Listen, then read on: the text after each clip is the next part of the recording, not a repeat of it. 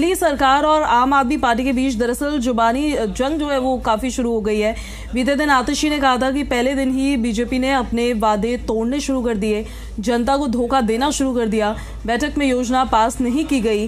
CM Rekha Gupta ने आतिशी पर पलटवार किया है और रेखा गुप्ता ने कहा है कि 15 साल कांग्रेस का राज रहा, 13 साल आम आदमी पार्टी ने राज किया। अपना कार्यकाल देखें, हमें एक दिन में प्रश्न करने वाले आखिर ये लोग है कौन, जिन्होंने दिल्ली का सर्वनाश कर दिया, जनता के अधिकारों का हनन किया है, काम नहीं किया है। एक दिन में हम उन पर उंगली उठाएंगे, ये या वो हम पर उंगली उठाएंगे। कैबिनेट की बैठक में आयुष्मान योजना को मंजूरी दी गई है। इसमें हमसे सवाल करने का कोई अधिकार इनको नहीं है। दिल्ली की चिंता अब हम करेंगे, ऐसा उनकी तरफ से कहा गया है। राहुल हमारे साथ लगातार बने हुए हैं। राहुल, अब देखिए, रेखा गुप्ता दिल्ली की मुख्यमंत्री तो बनी है, लेकिन एक चुनौती भरा ताज उनको मिला है अगले 5 सालों के लिए, क्योंकि वायदे कई सारे किए हैं भारतीय जनता पार्टी ने और उन सभी को पूरा करना उनकी जिम्मेदारी, जवाबदेही ही अब कहीं ना कहीं उन्हीं की रहने वाली है। ऐसे में आम आदमी पार्टी और भारतीय जनता पार्टी के बीच में जो ये जुबानी जंग चल रही है, इससे बीजेपी को मतलब कितना चैलेंजिंग उनके लिए है ये?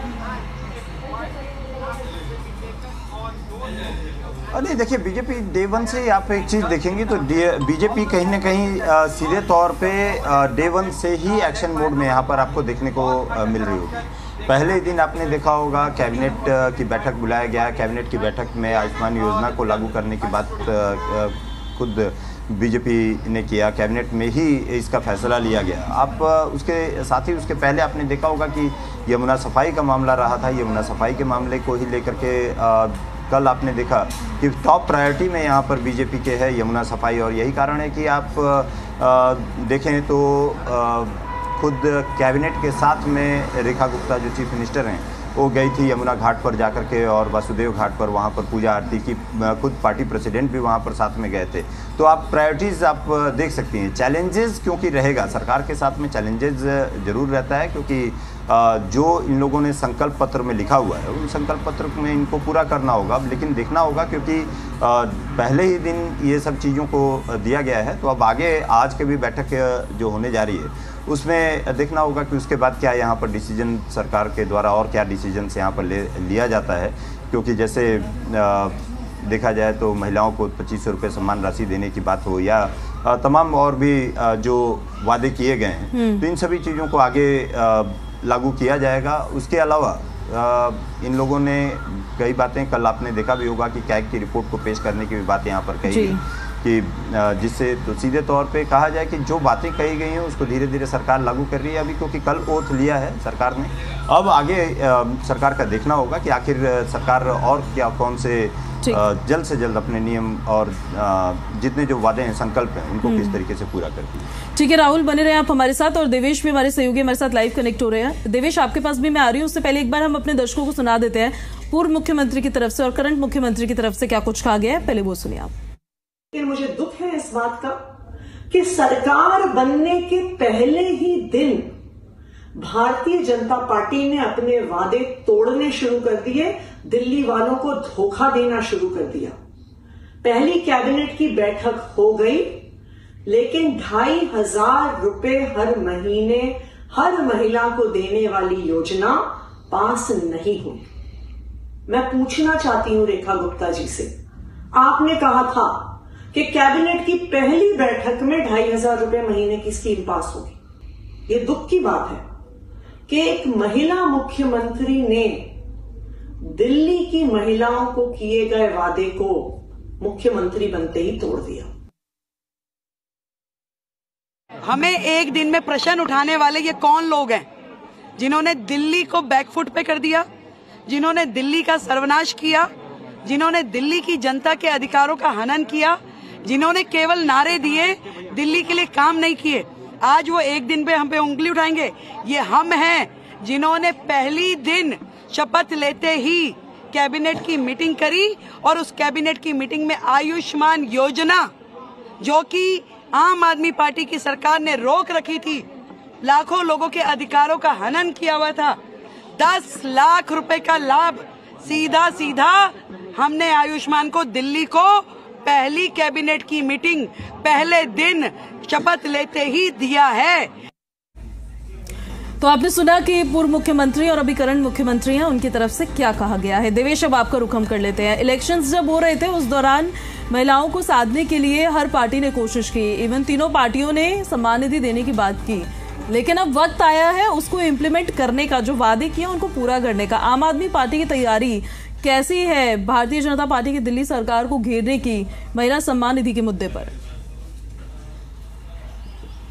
देखिए, बिल्कुल आपने देखा होगा कल पहली कैबिनेट की बैठक होती है नई सरकार की और बड़े डिसीजन लिए जाते हैं, क्योंकि बीजेपी लगातार जिक्र कर रही थी आयुष्मान योजना को दिल्ली में लागू करेंगे, वो पास हो गया कैबिनेट में। दूसरा, कैग रिपोर्ट चुनाव प्रचार के दौरान भी जोर शोर से दरअसल ये मुद्दा उठाया गया था बीजेपी की कहीं ना कहीं जो मौजूदा सरकार है वो कैग की जो रिपोर्ट है दरअसल वो सदन के पटल पर नहीं रख रही, क्योंकि घोटाला है और वो उजागर हो जाएगा।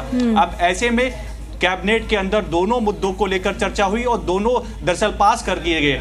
जैसे ही पहला विधानसभा का सत्र होगा, कैग की जो 14 रिपोर्ट है वो सदन के पटल पर रखी जाएगी और उन पर बाकायदा चर्चा होगी। साथ ही साथ आयुष्मान योजना का जिक्र किया था, वायदा किया था, वो वायदा पूरा कर रही है बीजेपी, लेकिन एक और वायदा था बीजेपी को जो याद दिला रही है दरअसल दिल्ली की पूर्व मुख्यमंत्री और आम आदमी पार्टी। दरअसल ये जिक्र प्रधानमंत्री नरेंद्र मोदी ने बार बार किया था कि 2500 रुपए की पहली किस्त जो है वो 8 मार्च को जो दिल्ली की महिलाएं हैं उनके अकाउंट में आ जाएगी। हालांकि चर्चा जरूर हुई कैबिनेट के अंदर और जिक्र किया गया कि इस पर और चर्चा की जरूरत है, लेकिन दिल्ली की जो पूर्व मुख्यमंत्री हैं दरअसल आतिशी, उन्होंने ये जिक्र किया बाकायदा प्रेस कॉन्फ्रेंस करके की आ रही है दरअसल बीजेपी की सरकार को। जो प्रधानमंत्री जिक्र कर रहे थे कि जैसे ही पहली कैबिनेट की बैठक होगी तो उस पहली कैबिनेट की बैठक में ये जो महिला सम्मान के लिए जो 2500 रुपए देने का जो वायदा है दरअसल वो पूरा किया जाएगा। तो इसी को लेकर लगातार सवाल उठाए जा रहे हैं और आज भी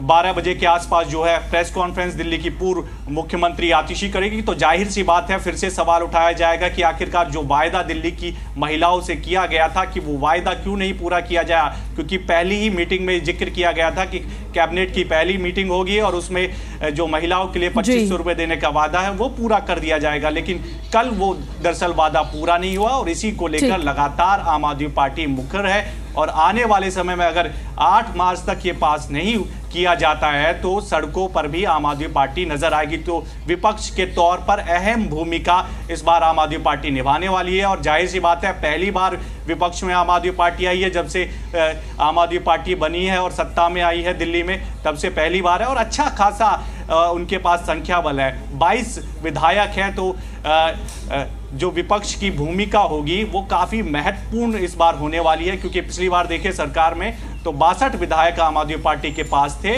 और मात्र 8 जो थे बीजेपी के पास थे, लेकिन विपक्ष की भूमिका उन्होंने भी अहम निभाई। लेकिन इस बार विपक्ष की अहम भूमिका आम आदमी पार्टी निभाएगी, 22 विधायक है, तो ऐसे में इस बार जब सत्र बुलाया जाएगा तो जाहिर सी बात है ये तमाम मुद्दे जो है विपक्ष सदन के अंदर उठाएगा और बाकायदा एक सेल जो है अलग से आम आदमी पार्टी बना भी रही है ताकि जो सरकार के काम है, जो वायदे हैं, दरअसल जो संकल्प पत्र बीजेपी की तरफ से जारी किया गया था, वायदा किया गया था, तमाम जिक्र किए गए थे, उनको याद दिलाने का काम करेगी। साथ ही साथ जो सरकार का कामकाज होगा दरअसल उस पर भी नजर रहेगी। बिल्कुल, वादे तो इतने किए गए थे कि फ्रीबीज की झड़ी लगा दी गई थी इलेक्शंस के दौरान, होता तो बजट नहीं था दिल्ली का, जितने वादे कर दिए गए थे सभी पार्टियों की तरफ से, और इसमें बीजेपी भी शुमार होती है। बहरहाल आप दोनों का बहुत बहुत शुक्रिया। आप देखते हैं दिलचस्प होगा स्टार्टिंग के जो 100 डेज होंगे उसमें किस तरीके से जो दिल्ली सरकार है वो आगे बढ़ती है।